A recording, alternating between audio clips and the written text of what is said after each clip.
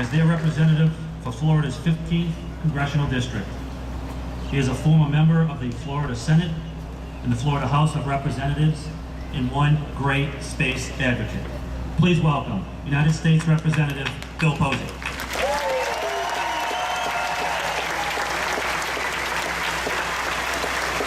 Thank you, George. Thank each and every one of you for coming today. Let me say from up here, you are an awesome sight to see. The loss of jobs is not hard for me to understand. As many of you know, in 1969 we went through this before, and that's when I was laid off. But today I want to focus my comments on the national security aspect of what we're faced with. Why it is bad for America now and in the future if the President's promises are broken. And I'm referring to the promises to close the gap between Space Shuttle and Constellation and to keep America first. You know, when we think back in time, we know that in early mankind, security, peace was determined by who was the biggest and baddest member of the tribe, right?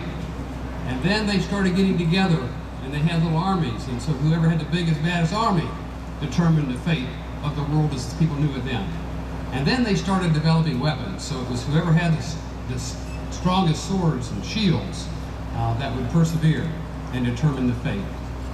Then it was whoever controlled the seas. The seas were known as the military high ground. Back in the days when, believe it or not, Spain and Sweden were world powers because they dominated the seas with their military power. World War I, we got into mechanized artillery, and whoever could manufacture and deploy the most tanks and cannons would determine the outcome of the war. World War II was a war of the air, and whoever dominated the air, and thank God the Allies did, determined the outcome and the future of peace on Earth. Now, today, that military high ground is space. Now, you say military high ground, what does that mean? I've heard that used an awful lot. I didn't really have it strike me as much as it did until this August when I had the opportunity to visit Israel. Not on your dime, by the way, I pay my own way.